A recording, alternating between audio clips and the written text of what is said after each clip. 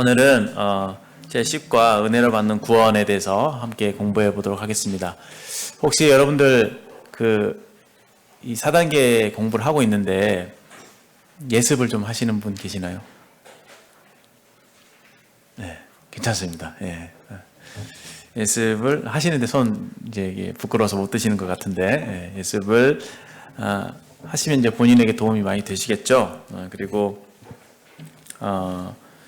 여기 성경 구절들이 많이 있습니다. 찾기가 참 어려울 텐데 우리 이소원 형제님께서 성구 책자 있죠? 성구들 찾아 놓으신 친절하게 그 책자들을 참고해서 공부를 하시면 좀 더 편리할 거라고 생각이 됩니다. 여기 나타난 여러 말씀 구절들을 찾아보시면서 공부를 하시면 굉장한 유익이 있을 것이라고 믿고 그렇게 하시기를 추천드리고요. 뒤에 있는 문제들도 이렇게 좀 풀어보시면서 좀 이렇게 배운 걸 복습하는 것뿐만 아니라 좀 묵상을 해보시고 자기 삶에 이제 적용될 수 있는 부분들을 한번 적용해 볼 수 있으면 좋겠다 생각이 듭니다. 오늘 이제 은혜에 관한 말씀을 좀 드릴 텐데요.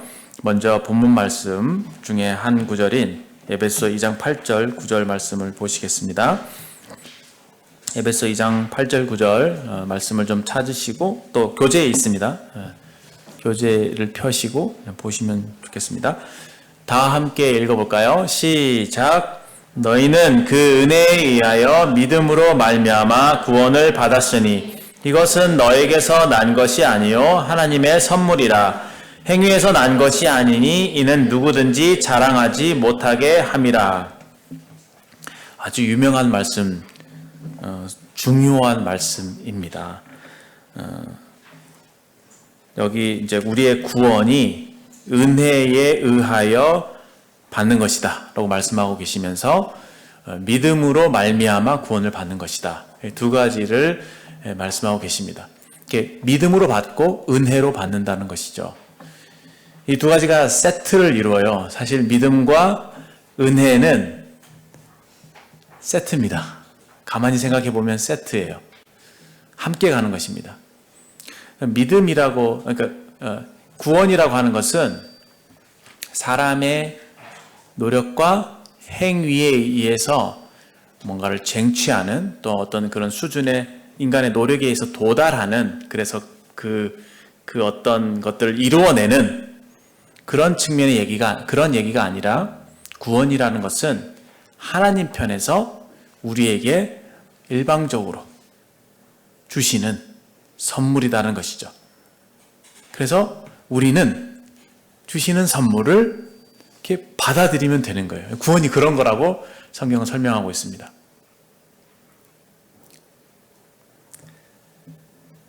이것이 행위가 아닌 이유가 행위로 말미암아 사람의 노력과 사람의 행위에 의해서 되어진 것이면 사람이 그것에 대해서 자랑할 수 있기 때문에 하나님께서는 이 구원이라고 하는 문제에 있어서 0.0001%도 사람의 노력이 또 사람의 기여가 사람이 노력이 기여할 수 없도록 그렇게 하셨습니다. 그러니까 100% 하나님께서 주시는 선물로 받는 것이죠. 하나님께서는 선물로 거저 공짜로 주시고 우리 편에서는 그냥 받는 것입니다. 땡큐 하면서 감사합니다 하고 받는 것입니다. 그 받는 행위를 믿음이다라고 하는 거죠. 그렇게 저는 이해가 됩니다. 하나님 주시고 나는 받는 거. 그러니까 이것을 잘못 이해해서 물론 그것도 어떤 믿음의 한 측면일 수 있겠지만 어떤 분들은 내가 믿음이라고 하는 조건을 내가 갖추었기 때문에 구원이 내게 이루어졌다.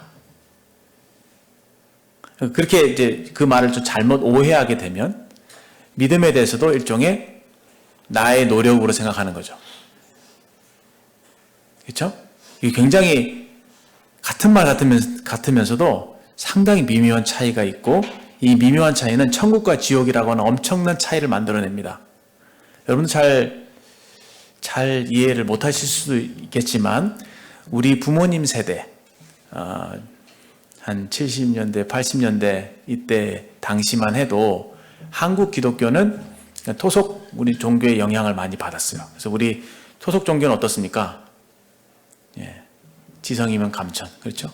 물 떠놓고 비나이다 비나이다 산신령께 비나이다. 정성을 다하면 신이 감동해서 내가 원하는 기도를 들어주신다라고 하는 그러니까 어떤 신 앞에 나아갈 때는 항상 뭔가를 가지고 나아가는, 그래서 신의 마음을 그 어떤 일종의 뇌물이죠.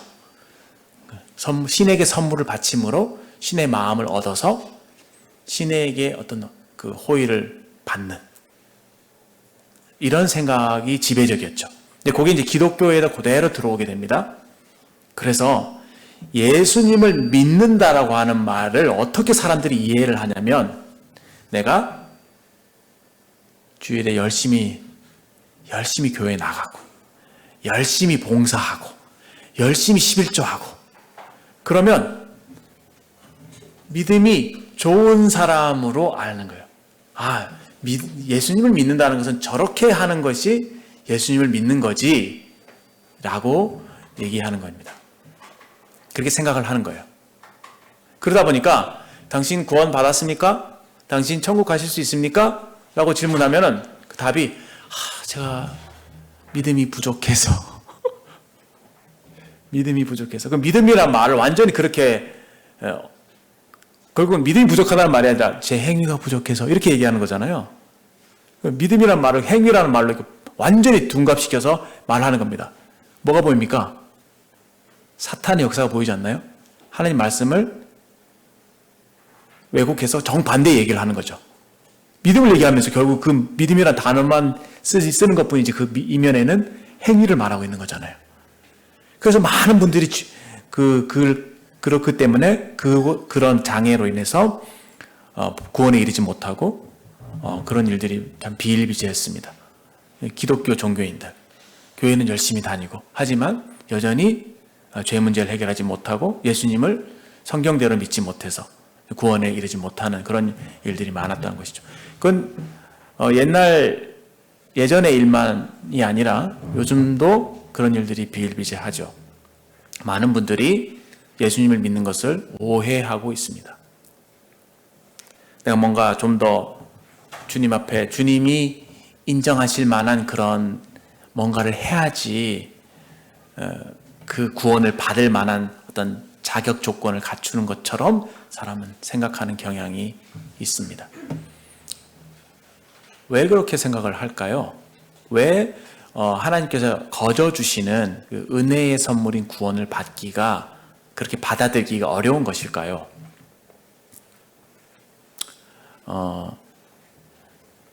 왜냐하면 은혜가 너무 엄청난 것이기 때문에 그렇죠. unbelievable이잖아요. unbelievable. 어떻게 그런 게 있어? 어떻게 그걸 믿을 수가 있어? 라고 생각할 만큼 은혜는 너무도 엄청난 것입니다. 더군다나 좀 이렇게 정의감이 강한 사람들일수록 은혜를 받아들이기가 참 어려운 것 같아요. 양심적인 사람. 내가 이렇게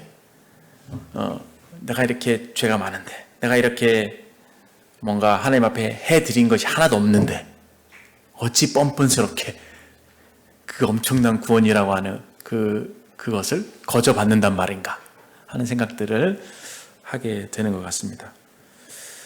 제가 이제 얼마 전에 이제 어떤 구도자와 이제 교제를 하면서 이제 그런 것들을 보게 됐어요. 그 복음을 다 알고 있고 그 얘기를 한 거예요. 했는데 이제 어떤 얘기를 하냐면,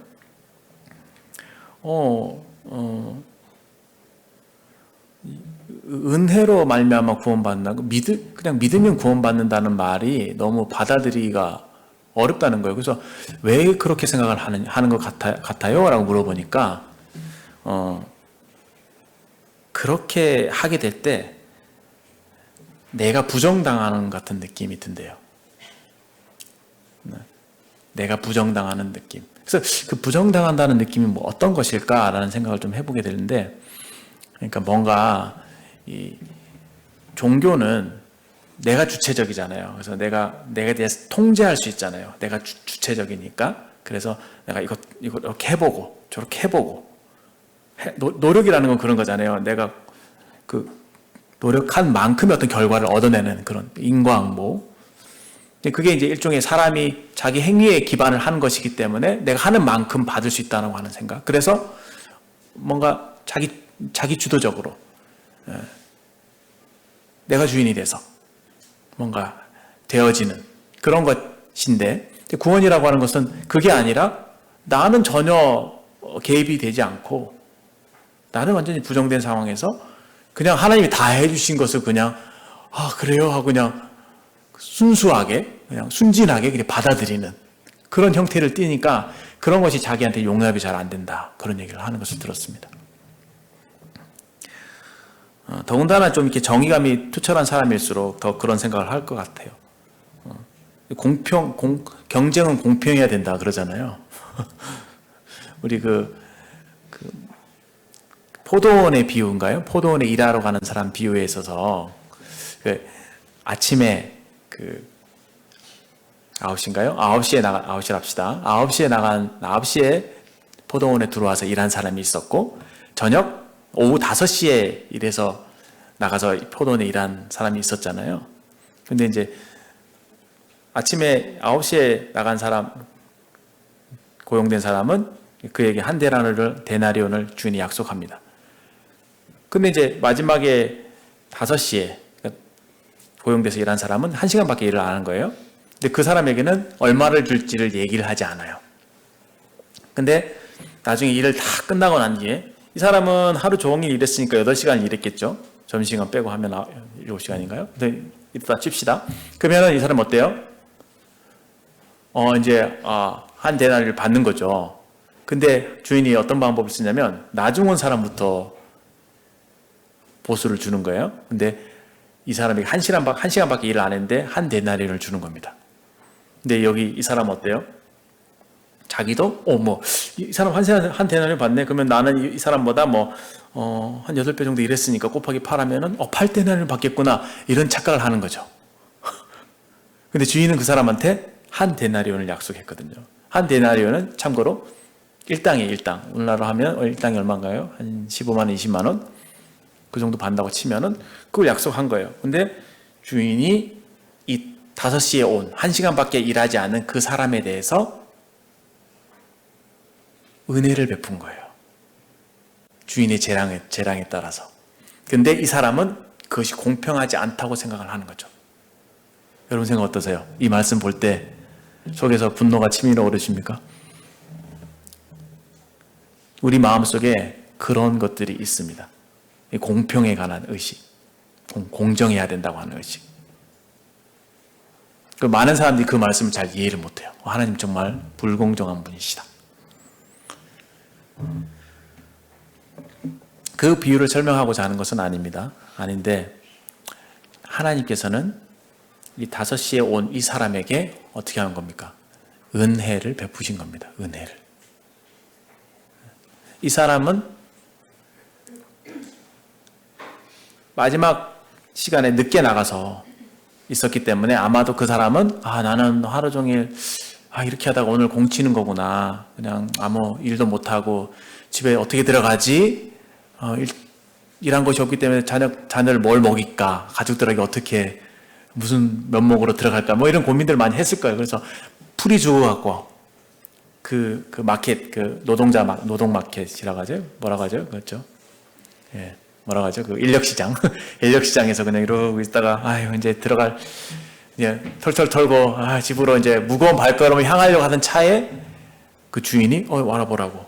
들어가서 일하라고. 그래서 1시간 동안 일을 한 겁니다.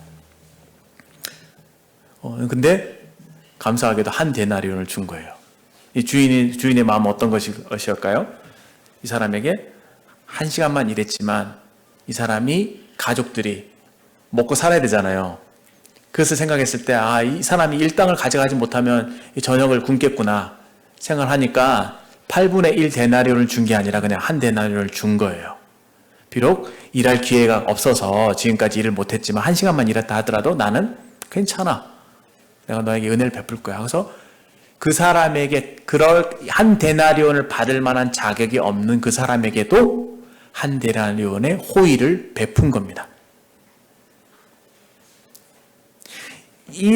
처음에 온 이 사람을 제외하고 이 사람만 놓고 봤을 때, 이 주인은 정말 너무 은혜롭다. 너무 참 좋다. 마음이 따뜻해진다. 이런 생각을 하시죠? 그럼과 동시에, 근데 비교라는 게 그렇잖아요. 이 아침부터요, 하루 종일 떼약볕에서 일한 이 사람의 입장에서 봤을 때는 불공정하다. 이런 얘기를 할 수 있는 것이죠. 인간적인 시각이 그러한 겁니다. 그런데 사실은 이 사람 입장에서 봤을 때도 하루 일할 수 있는 기회가 주어졌다는 것도 은혜죠. 그리고 이 주인이 그 약속대로 한 데나리온을 준 것도 사실 은혜입니다. 근데 자기가 그렇게 많은 기여를 했기 때문에 그것에 대해서 은혜라고 생각하지 않았던 것이죠. 당연한 것으로 여겼죠. 일하는 사람은 그 삭을 은혜로 여기지 않고 빚으로 여긴다 그랬잖아요. 그런 것처럼 사람이 행위가 가미가 되면 어떻습니까? 당연한 것으로 여기는 것입니다. 만약에 우리가 구원을 행위로 받았다고 한다면 구원을 당연한 것으로 여기겠죠. 내가 그럴 만하니까, 내가 천국 갈 만하니까 내가 천국 구원 받은 거지 뭐. 난 좀 이렇게 종교심이 있고 다른 사람보다 하나님에 대한 관심도 좀 있고 그래서 내가 구원 받은 거지 뭐. 이런 식의 생각을 갖는다면 구원에 대해서도 당연한 것으로 생각할 때 우리에게는 감사 이런 것들이 없게 되겠죠. 여튼 이 구원을 은혜로 받는다는 이 사실을 받아들이지 못하는 사람들은 이런 어떤 공정에 대한 나름대로의 생각, 그리고 자기가 부정당하는 것을 싫어하는 것, 그리고 또 한편으로는 세상에 공짜가 어디 있어, 모든 것이 자기가 한 대로 받는 것이지 라고 하는 생각들에 사로잡혀 있는 것이죠. 그래서 그들은 하나님의 은혜의 원리를 잘 깨닫지 못하는 것 같습니다. 여러분들은 어떻습니까? 아니죠. 우리는 너무 은혜를 좋아하죠. 저도 은혜 엄청 좋아합니다. 그냥 아주 뻔뻔스러울 정도로 은혜를 좋아합니다. 그런데 하나님은 그런 걸 또 좋아하시더라고요. 뻔뻔스러운 게 신앙에 참 도움이 많이 됩니다. 왜냐? 이 뻔뻔스럽다는 것은 나를 보는 게 아니라 주님을 보는 거거든요. 나의 신실함을 보는 게 아니라 하나님의 신실하심을 보는 거거든요. 그래서 이 은혜로 받는 구원에 있어서 우리가 먼저 생각해 봐야 될 부분은 하나님이 어떠한 분이신가라는 겁니다. 하나님이 은혜로우신 분이기 때문에 구원도 은혜로 주시는 것이다. 그거를 먼저 생각해 봤으면 좋겠습니다. 하나님이 참으로 은혜로운 분이시다. 아까 단편적으로 보여줬던 그 5시에 왔던 그 사람에게 은혜를 베푸신 그 주인처럼 하나님 참 마음이 넓으시다. 하나님 정말 후한 분이시다. 하나님 너무 부자이시기 때문에 넉넉하게 사람들에게 은혜의 선물을 주시는 분이시다. 사실 사람을 창조하신 목적이 무엇입니까? 사람을 사랑하시려고 창조하셨죠? 사랑을 하려면 뭐가 필요합니까? 사랑의 표현이 필요하죠. 마음만 사랑한다고 되지 않잖아요. 그래서 하나님께서 사랑을 표현하셨죠. 어떻게 해요? 선물을 주셨죠. 그 선물 다른 말로 하면 뭐죠? 복이에요, 복. 우리가 가진 것 중에 받지 않은 것이 없습니다. 하나님이 사람을 사랑하셔서 사람을 만드시고 사람에게 복을 주셨습니다. 그냥 복을 퍼부어 주셨죠. 우리에게 필요한 모든 것들을 공급하시고 모든 좋은 것들을 하나님께서 선물로 주셨습니다. 참 은혜로우신 분이십니다. 이 사실을 마음에 깊이 생각할 때 우리는 우리 삶에 큰 위로와 힘을 얻게 되죠. 하나님은 은혜로운 분이시다.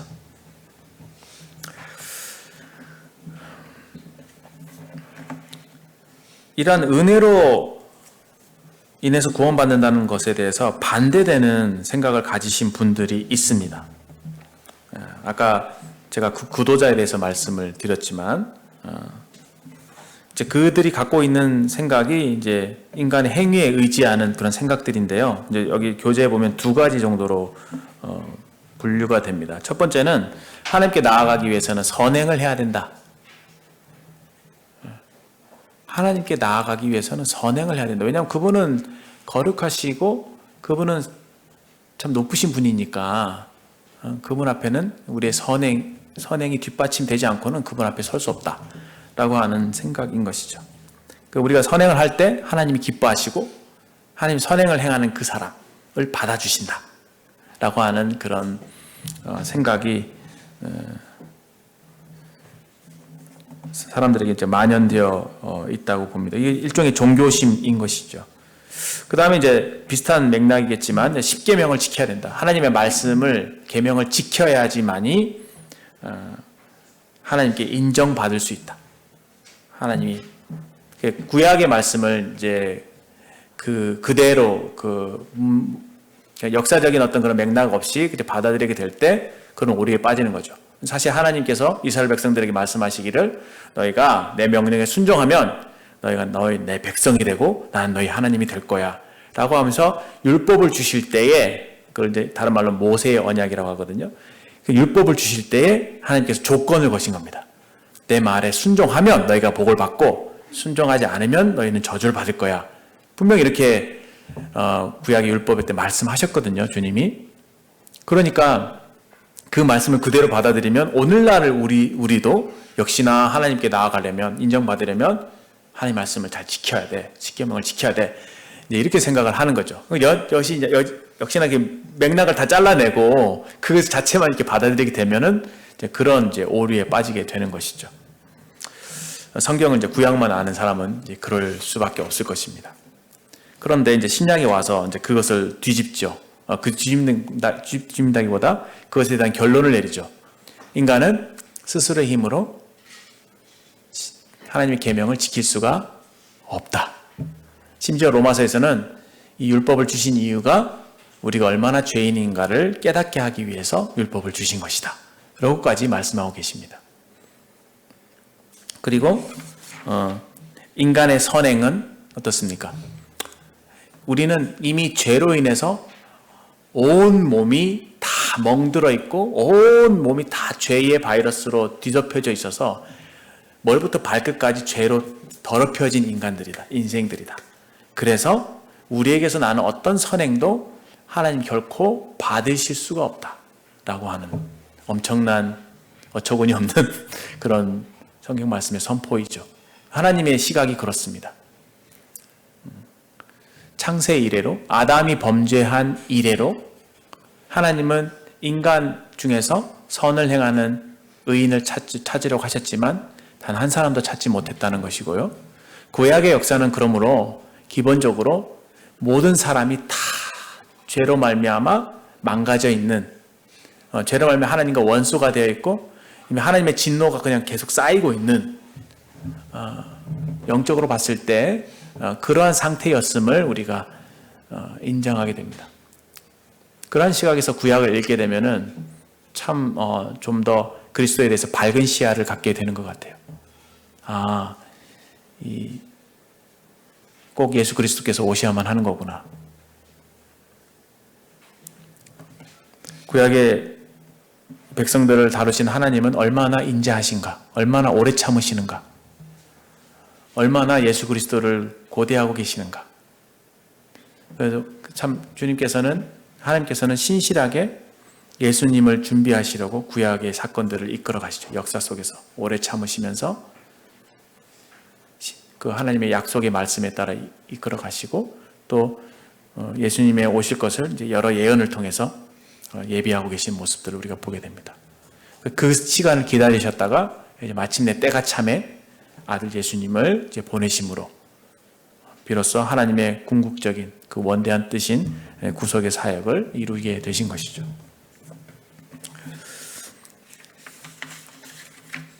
그래서 우리의 선행과 우리의 어떤 율법을 지키는 노력이 결코 우리의 구원을 보장해 줄 수 없고 그것이 하나님의 방법이 될 수가 없다라는 것입니다. 또 왜 그러면 은혜가 필요한가를 생각을 해보면 이제 다음 페이지에 보면 96페이지 나와 있죠. 인간의 도덕적인 상태 때문이다. 아까 제가 말씀드린 대로 사람은 그냥 머리부터 발끝까지 그냥 죄로 뒤덮여져 있다.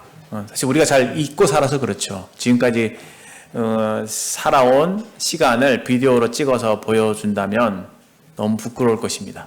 근데 우리는 망각의 동물이기 때문에 얘가 얼마나 무서운 죄인인지를 잊고 살죠. 참 그것도 은혜지 않은가 싶습니다. 만약에 그것을 내가 지금 살아온 날들을 비디오로 본다면은 하나님 앞에 정말 덜덜 떨면서 가슴을 치면서 막 부끄러워하면서 얼굴 막 이불킥이라고 하나요? 막 그럴 정도로 우리는 정말 엄청난 죄인인 것을 알게 될 겁니다. 우리가 몰라서 그렇지. 그리고 문제는 무엇이냐? 우리가 하나님과 원수되어 있고 더 큰 문제는 우리가 영적으로 죽어 있다고 하는 겁니다. 그러니까 이미 죄를 많이 지어서 그 죄를 해결해야 된다고 하는 그 문제보다도 더 큰 거는 죽어 있다고 하는 거죠. 죽어 있다고. 하나님의 원수다고. 하나님께서 미워하시는 원수다고. 그래서 로마서 보면은 이렇게 얘기하겠죠. 우리가 죄인 되었을 때, 우리가 연약할 때, 우리가 경건치 않을 때, 우리가 하나님과 원수가 되었을 때에 아드님 예수님을 보내셔서 예수님을 통해서 하나님의 사랑을 확증해 주셨다고 얘기하고 있잖아요. 그다음 두 번째는 하나님의 절대적인 거룩 때문에 은혜여야만 합니다. 하나님은 절대적으로 거룩하십니다. 그러니까 죄를 털끝만큼도 용납할 수 없는 것이죠. 그러니까 죄에 대한 기준을 내가 도덕적으로 내가 뭘 잘못하고 이런 것들만 생각하는 것이 아니라 하나님의 그 절대적인 그 기준, 하나님의 그 속성이죠. 하나님의 속성, 온전한 속성에 반하는 그 반하는 모든 것, 거기에 미치지 못하는 그 모든 것들이 사실 죄인 것이죠. 하나님 편에서는 도저히 용납이 안 되는. 그러니까 하나님이 완벽하시다는 생각을 한번 해보십시오. 그 완벽주의자들 있잖아요. 예를 들어서 어떻게 예를 들까요? 그 집안을 봤을 때 그 굉장히 100% 깔끔한 사람들 있잖아요. 그 정말 그 결벽증처럼. 그래서 뭔가 조금이라도 이게 물건이 흐트러져 있으면 못 견디하는 사람도 있죠. 액자 같은 거 딱 그랬으면 약간 삐뚤어져도 그걸 못 견디하는 사람도 있잖아요. 그 완벽한 사람이죠. 세상에 그런 사람 없지만 이제 그걸 추구하는 사람들이 있을 텐데 그것이 잘 보이는 사람이 있을 텐데 그런 사람의 눈에는 조금이라도 흐트러진 것들이 너무 잘 보이고 그것이 너무 이제 마음에 불편을 초래한다고 생각을 해보게 될 때 하나님의 그 절대적인 거룩, 절대적인 의, 절대적인 선함, 절대적인 순수함,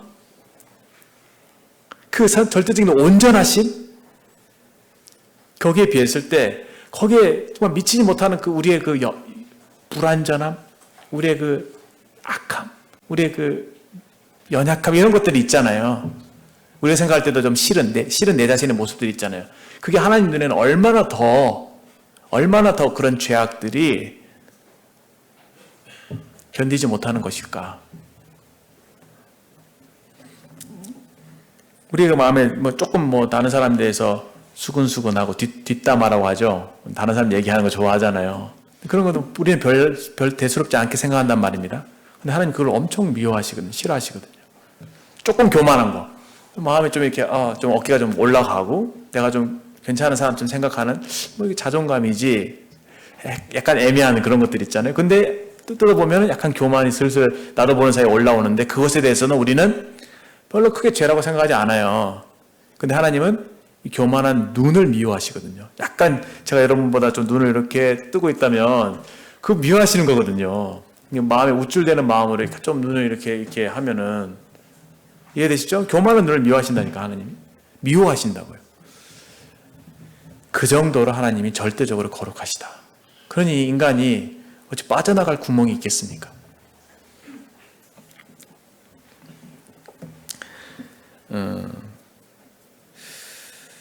성경 말씀을 한 구절 또 찾아보겠습니다. 제가 로마서 말씀을 읽으면서 조금 너무 좋은 말씀이 있어서 한번 들고 와 봤는데요.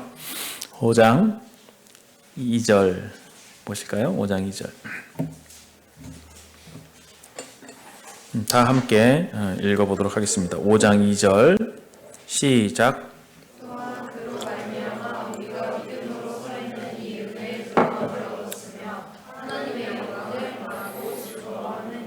예.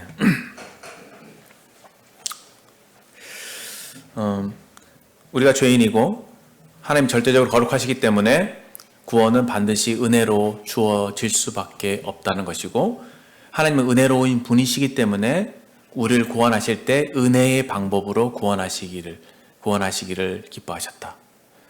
하나님은 은혜의 방법을 선택하셨고 은혜의 방법이 가장 지혜로운 방법이라는 것을 하나님은 아셨다 라는 겁니다.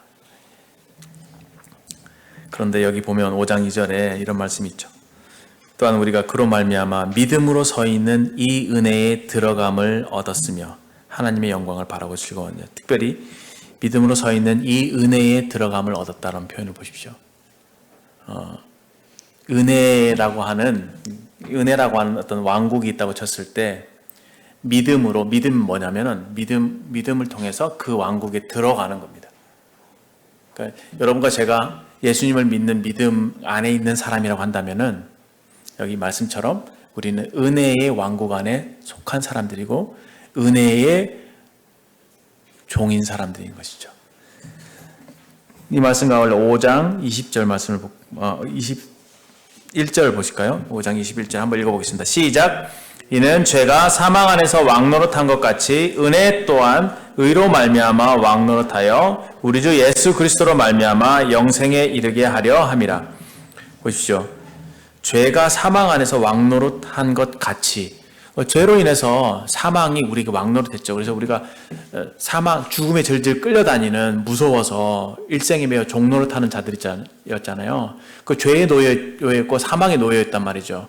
죄가 막 하는 대로 어쩔 수 없이 막 죄를 짓고, 막 원해서 짓고, 원치 않아도 짓고, 먹고 마시고, 죄를 먹고 마시고, 막 생각하는 게 다 죄고, 막 그랬던 사람들이잖아요. 얼마나 비참합니까? 그렇죠? 사실 우리가 당하는 모든 문제들의 그 근본 원인은 다 죄 아닌가요? 나의 이심 때문이 아닌가요? 근데 그걸 내가 아무리 해결하려고 해도 되지 않았던 그런 죄에 놓여있단 말이죠. 그런데 그랬던 것처럼 이제는 예수 그리스도 말미암아 은혜가 의로 말미암아 왕노릇한다는 거죠. 그러니까 우리가 믿음으로 의롭다 하심을 받았죠. 예수님 믿는 자들을 하나님께서 그 믿음을 보시고, 와, 내 아들을 믿어? 야, 너 진짜 의로워. 이렇게 의롭다고 여겨주신 거예요. 근데 그게 의롭다 여겨주심 받았을 때 또 이제 어떤 일이 벌어지냐면 이것으로 통해서 은혜가 왕노릇하게 된 거예요. 은혜라고 하는 왕국 안으로 들어가게 된 겁니다. 그러니까 우리는 지금 은혜라고 하는 왕국 안에 속한 거예요. 은혜가 왕이 돼서 지배하는 그런 세계인 것이죠. 좋지 않나요? 너무 좋은데. 그러니까 나의 삶의 모든 것들이 은혜 안에서 풀어진다는 얘기가 되는 거예요. 은혜가 나를 이끌어 간다는 거죠. 내 삶의 모든 이들이 은혜가 아니고서는 해석될 수 없는 그런 일들이다라는 겁니다. 하나님 이 모든 것들을 우리에게 은혜로 허락하시는 것이다. 이미 은혜로 많은 것들이 주어져 있고 앞으로도 더 많은 은혜가 우리를 기다리고 있을 것이다 라는 겁니다. 은혜가 우리를 이끌어 가시죠. 은혜가 왕노릇하는 그 세계 속에 우리가 거하고 있습니다. 여러분들은 정말 은혜로 살고 계십니까? 은혜를 누리고 계십니까? 오늘 이번 공과를 공부하면서 이 생각을 좀 해봤으면 좋겠습니다. 은혜로 산다는 것은 무엇인가? 난 정말 은혜라고 하는 원리의 지배를 받고 있는가? 은혜를 얼마나 누리고 있는가? 그 생각을 좀 해보게 되면서 정말 이 말씀이 너무 감사했습니다. 그래서 5장 사실 초반부에 보면은 그 하나님의 은혜가 어떻게 나타나는지에 대한 여러 가지 예들을 보여주는데요. 첫 번째는 이제 5장 1절에 하나님과 화평을 누릴 수 있게 된 것이고요. 그 다음에 2절에 나와 있는 것처럼 하나님의 영광을 바라고 즐거워한다고 되어 있습니다. 그러니까 하나님을 즐거워할 수 있는 그 은혜가 저희에게 주어져 있죠. 하나님을 얼마나 즐거워하고 있는가? 하나님은 얼마나 나에게 실제인가? 그 은혜를 우리에게 주셨는데 이것을 얼마나 누리고 있는가? 하나님을 얼마나 누리고 있는가? 그리고 3절 보십시오. 환난 중에서도 즐거워할 수 있는 은혜가 있다. 왜 그렇나요? 하나님께서 우리에게 허락하신 환난은 모두가 다 은혜라고 하는 거예요. 와, 이거 받아들일 수 있나요? 어렵죠. 어렵습니다. 시험에 떨어지고 생각했던 어떤 관계들이 이루어지지 않고 취업이 잘 안 되고 관계에 문제가 생기고 어려움 생기고 다투고 부모 집안에 불화가 있고 그걸 어떻게 은혜라고 얘기할 수 있어요? 예수님 믿는 것 때문에 불이익을 당하고 여러 가지 많은 우리 세상에서 환난을 당하죠. 주님이 그러시죠. 너희가 세상에서 환난을 당하나 담대하라. 내가 세상을 이겼다. 어떻게 그렇게 말씀하실 수 있어요? 난 지금 세상에서 너무도 힘든데요. 세상에서 환난을 당하고 있는데요. 주님 어떻게 그렇게 너무 우리 시대의 말로 하면 티적인 말씀을 하실 수 있나요? 나는 힘든데요. 좀 공감해 주시면 안 돼요? 그렇게 얘기할지 모르겠습니다. 그런데 주님이 담대하라고 세상을 이겼다고 말씀하시죠. 왜 그래요? 이제 우리가 은혜 안에 있기 때문에 모든 것들은 하나님께서 은혜로 허락하시는 일들이기 때문에 우리에게 당하는 모든 환난을 은혜로 해석할 수가 있다는 거예요. 그러니 환난 중에 즐거워할 수 있다고 얘기하고 있습니다. 친절하게 그 이유를 이렇게 얘기하고 있죠. 환난은 인내를, 인내는 연단을, 연단은 소망을 이루기 때문에 그렇다. 결국은 하나님 편에서 우리에게 주시고자 하는 너무도 좋은 선물이 우리에게 준비되어 있는데 그것이 바로 예수님을 닮는 것. 우리가 더욱 연단되어서 예수님을 닮아서 결국은 하나님을 더욱 알게 되고 하나님과 더욱 가까워지는 것. 그래서 하나님을 더욱 누리게 하는 것. 그것이 목적이기 때문에 환난은 당장은 힘들지라도 육체적으로 정신적으로 좀 힘들 수 있을지라도 또는 때로는 물질적으로 히브리 사람들이 그랬잖아요. 히브리인들이 예수님 믿는 것 때문에 자기 물질까지도 손해를 봤잖아요. 예수님 믿는 것 때문에 그럴 수 있습니다. 물질적인 손해를 볼 수 있습니다. 손해다. 이게 무슨 은혜야. 남는 게 뭐야. 내가 주님 섬긴 것 때문에 예수님에서 내게 뭐가 남는 게 있어. 이렇게 생각할 수도 있습니다. 인간이기 때문에. 그러나 하나님 편에서는 그것을 통해서 우리에게 영적인 유익을 반드시 생각하고 계시고 이루어내실 그런 뜻을 갖고 계신다. 그랬기 때문에 모든 어떤 종류의 환난이든 그것이 우리에게 은혜가 된다라는 말씀입니다. 연단은 소망을 이룬 자입니다. 그런데 소망이 부끄럽게 하지 않는 것은 하나님의 사랑이 우리 마음에 부은 바 되입니다. 라고 얘기하고 있죠. 그것에 대해서 환난을 받는 그것에 대해서 그 환난의 목적에 대해서 너무 실망하지 마라. 이것이 은혜라고 믿어도 된다. 왜 그렇느냐? 하나님의 사랑이 너의 마음에 부은 바 되었기 때문에 그래. 그러니까 하나님의 사랑을 담보로 주신 거죠. 우리 마음에 성령을 통한 하나님의 사랑이 있다고 하는 것은 어떻습니까? 내가 지금 은혜 안에 있구나. 하나님께서 나에게 가장 좋은 것을 주고 계시는구나. 이렇게 우리가 받아들일 수 있는 것입니다. 그것도 모자라. 거기에서 또 이제 사람이 낙심할까봐 하나님께서 주신 또 부연 설명들이 있죠. 우리가 연약할 때, 우리 경건치 않을 때, 우리가 하나님과 원수 되었을 때에, 우리가 죄인 되었을 때 그리스도께서 우리를 위하여 죽으셨다. 그래서 하나님의 사랑이 확증되었다. 그러므로 너희들은 하나님의 사랑을 받는 자가 되었으니 결코 낙심할 이유가 없다라고 우리에게 강력하게 말씀해 주고 계십니다. 결국 우리가 신앙생활 하면서 잘 보십시오. 우리의 연약함 때문에 오히려 낙심하는 것이 아니라 우리가 넘어질 때마다 은혜를 얘기하면서 예수 그리스도의 승리를 선포할 수 있는 것이죠. 은혜 안에서 은혜를 자랑할 수 있는 것입니다. 아, 내가 이렇게 형편없는 자이기 때문에 그럴 때 나를 사랑하셨으니 그 은혜가 얼마나 더 큰 것인가, 풍성한 것인가라는 것을 우리가 자랑할 수 있을 것입니다.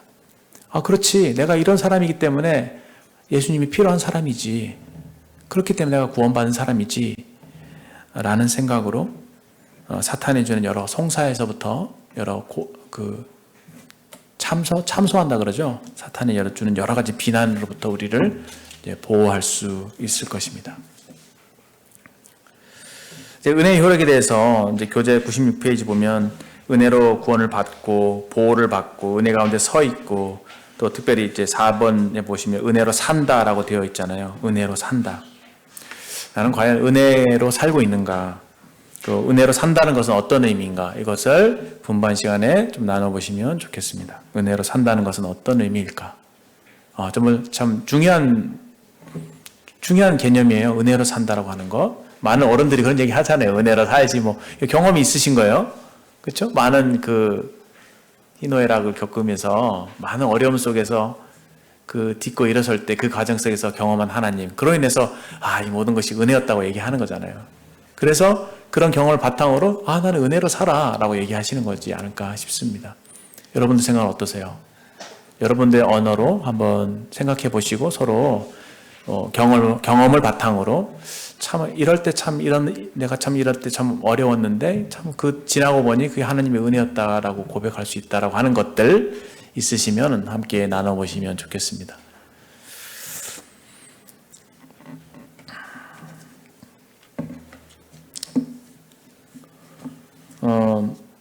은혜에 대한 경고라고 하는 건데 이거는 은혜를 남용할 리스크를 얘기하고 있는 거예요. 그러니까 하나님은 은혜의 방법을 쓰시죠. 근데 인간들은 생각합니다. 저렇게 하면 안 되는데, 저렇게 하면 사람들이 꼼수 부리는데, 제가 좀 여러분들 좀 이렇게 알기 쉬운 말로 이렇게 설명합니다. 사람들이 이 은혜를 남용할 수 있는데, 저 방법 별로인 것 같은데, 어떨 때는 마음에 안 들어라고 생각하는 사람들이 있어요, 실제로. 왜 그렇느냐? 이런 사람들 있죠. 너 구원받아. 예수님 믿으면 구원받는 거야. 너 구원받아야 돼. 그러면은, 이게 그래? 예수님 믿으면 구원받는다고? 믿기만 하면 된다고? 오케이. 그러면 지금 내가 20대잖아. 열심히 내가 할 것 좀 다 하고, 내가 원하는 대로 인생 살아보고, 나중에 어떻게 죽기 한 몇 년 전에, 자기가 언제 죽는지 아는 듯이, 그때 나중에 좀 차차 믿으면 되겠지. 언제든지 죽기 전에 믿으면 되잖아. 이렇게 생각하는 그 심보 있잖아요. 그 은혜를 남용하는 거죠. 지금 믿으라고 하는 건데, 믿는 게 그렇게 간단해? 믿으면 다른 어떤 행위 필요 없이 구원받는 거야? 그러면 언제든지 믿으면 되면은 좀 내가 원하는 것 이렇게 하고 살다가 나중에 믿을게. 라고 얘기하는 사람들이 있어요, 실제로. 또 그런 이유 때문에 못 믿는 사람도 있습니다. 예수님 믿게 되면 이것도 못하고 저것도 못하고 그럴까봐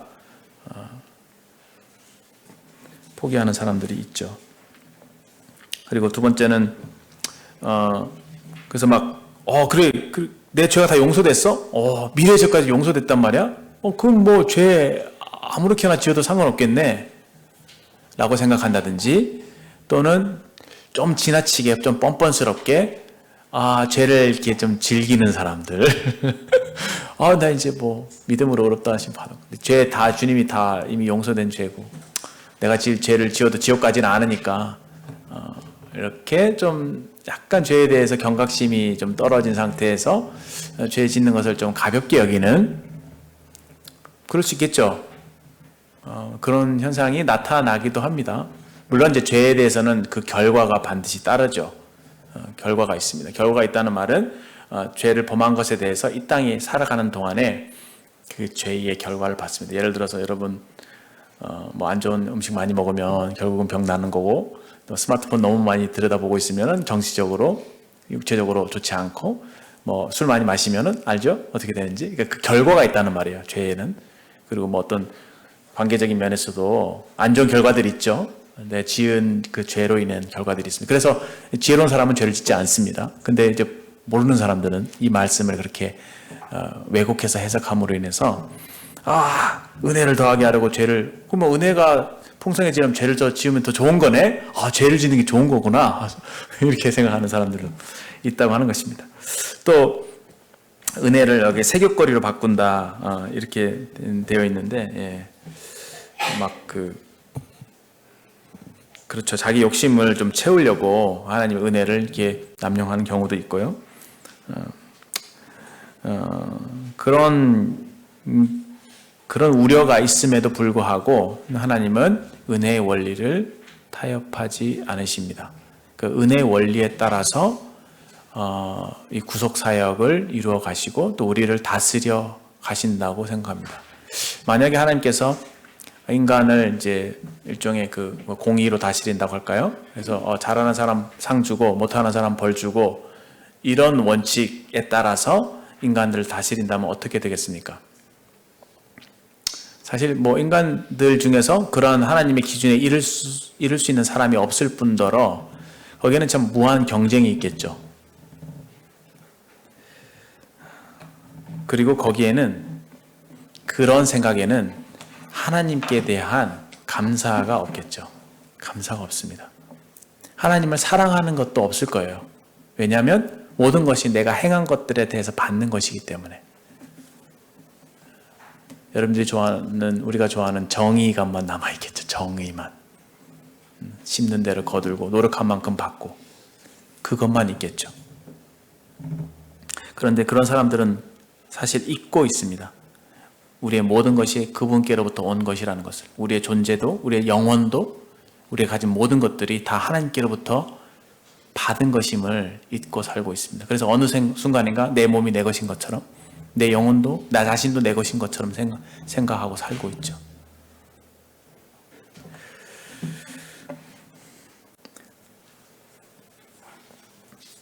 하나님의 맨 밑에 보면은 하나님의 속성의 원리고 우리를 다루시는 방법이 은혜이다. 하나님의 은혜로우신 분이기 때문에 하나님은 결코 은혜의 원리를 타협하지 않으시고, 그리고 우리를 은혜로 다루시는 것을 기뻐하신다. 그래서 그렇게 우리를 다스리고 계신다라는 거 하는 것입니다.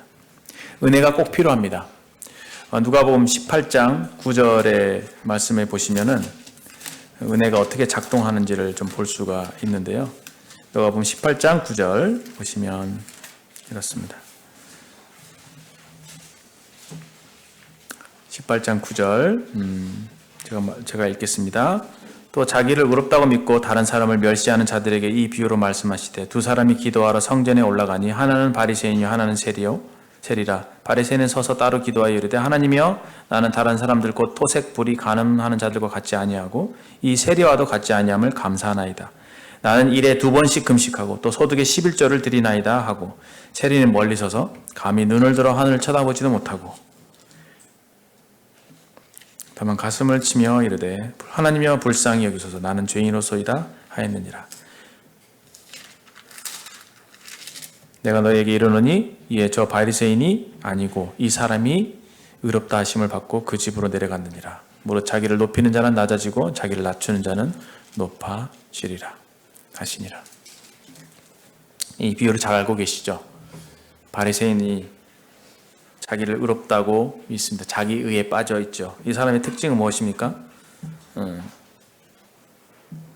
기도합니다. 하나님 앞에 고개를 들고 기도합니다. 하나님, 비교하죠. 자기 의에 빠진 사람들은 다른 사람과 자기를 비교합니다. 사람과 비교를 해요. 저 죄인들, 저 도색, 간음, 불의, 이런 사람들과 저는 같지 않아요. 그런 죄를 나는 안 범했어요. 그래서 그 사람들에 비해서 저는 의로워요 라고 생각을 하죠. 그리고 저 세리와도 같지 않아요. 저 나쁜 저 세리들, 저 죄인들, 그렇게 손가락질하면서 하나님 앞에 자기 의를 내세웁니다.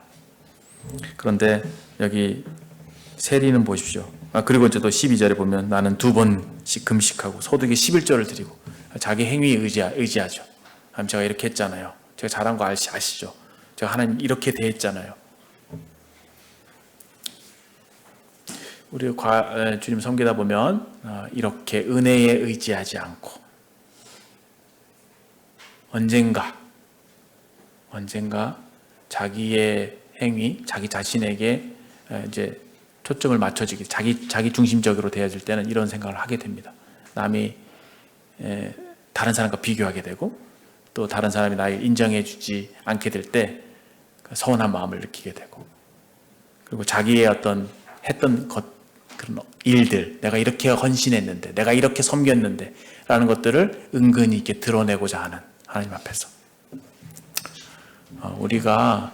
제가 이 말씀 앞에 참 두렵습니다. 하나님을 이렇게 섬기다 보면 어느샌가 내 마음 중심에 하나님이 계셔야 되는데 내가 자리를 잡다 보면 이런 바리새인과 같은 모습이 나타나게 되는 거죠. 은혜와 정반대죠. 근데 여기 반대로 바리새인은 어떻습니까? 세리는 어떻습니까? 세리는 멀리 서서 감히 눈을 들어 하늘을 쳐다보지도 못하고, 누가 보더라도 죄인, 자기 자신이 자기를 들여다보더라도 정말 면목이 없는 죄인. 그래서 고개를 들지 못하고 고개를 쳐박습니다. 하나님 앞에 무릎을 꿇습니다. 눈물을 흘립니다. 자기가 지은 죄 때문에 애통해합니다. 가슴을 칩니다. 그리고 하나님, 저를 불쌍히 여겨주십시오 라고 기도합니다. 자기가 죄인인 것을 인정을 하죠. 이게 더 밝은 시야이지 않나 싶습니다. 자기의에 빠진 사람 소경입니다. 근데 이 말씀처럼 자기 자신을 올바로 볼 수 있는 사람, 이 거룩하신 하나님 앞에 난 얼마나 더러운 죄인인가, 얼마나 하나님의 긍휼이 아니면 살 수 없는 자인가, 이 하나님 앞에서 벌벌 떠는 모습, 이 모습이 하나님 앞에서 올바른 태도인 것 같습니다. 그래서 그렇게 기도합니다. 나를 불쌍히 여겨달라고. 그때 하나님께서 이 바리새인이 아니라 세리를 더 의롭다 여겨주시고 여겨주셨고, 그가 이제 그렇게 하고 집으로 돌아갔다고 말씀하고 계십니다.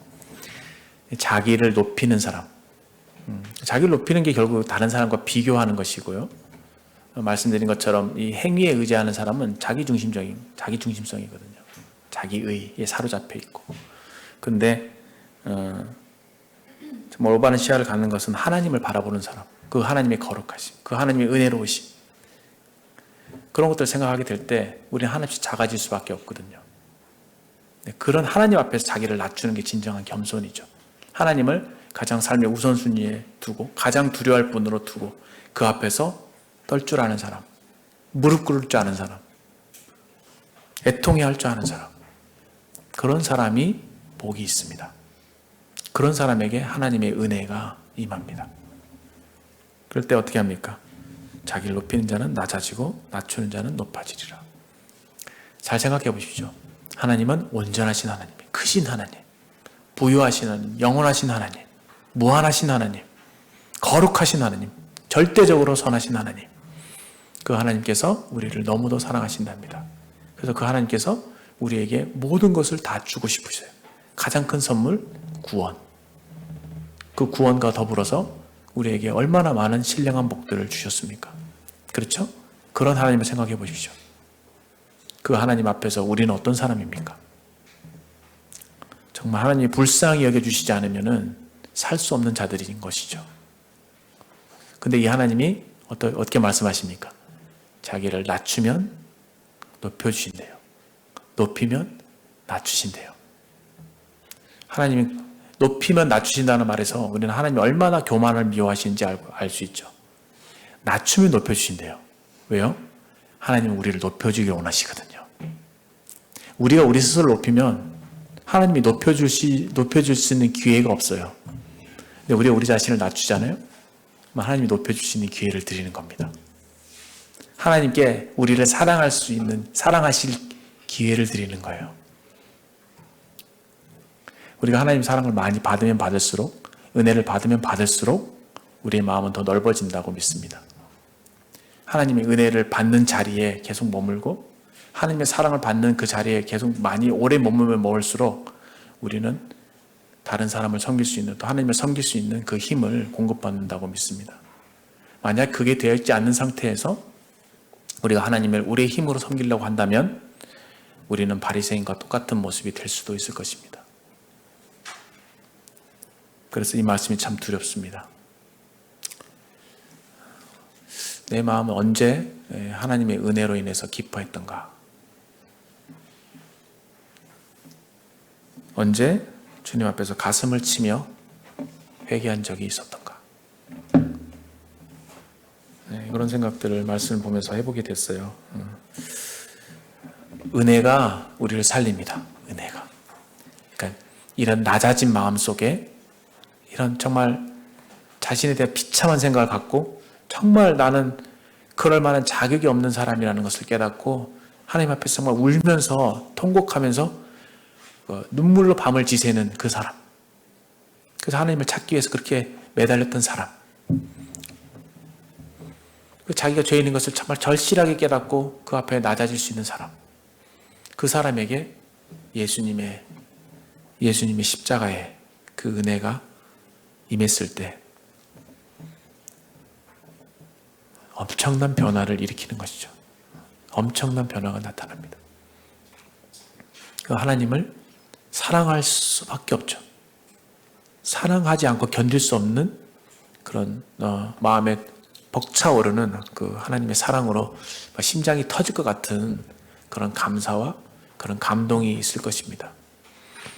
우리가 주님을 섬길 때 그런 마음으로 섬겨야 되지 않겠는가 그 생각을 하게 됩니다. 하나님은 그걸 기뻐하시는 것 같아요. 은혜의 감동을 받은 사람. 그래서 은혜로 감동받아서 그 은혜로 인해서 정말 하나님 앞에 누가 나를 알아주지 않아도 기쁘게 그냥 섬기는 거.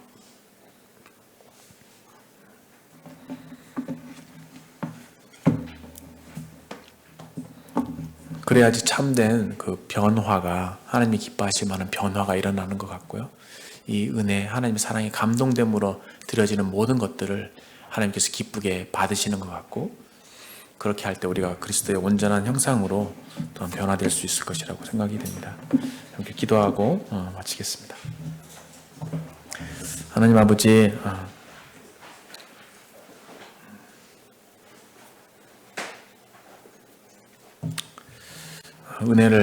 하나님의 은혜를 받았음에도 자주 잊고 삽니다. 주님, 우리가 그렇게 연약한 자들이고 자주 사탄에게 속임을 받아서 우리의 시야가 하나님의 위대하심이 아니라 우리 자신의 위대함에 초점을 맞출 때가 참으로 많습니다. 하나님의 관심보다 우리의 것을 더 관심을 두고 좀 많은 경우에 자기중심적인 삶을 사는 우리 자신들인 것을 보게 됩니다. 하나님 아버지, 우리에게 애통하는 마음과 낮아진 마음을 허락해 주시고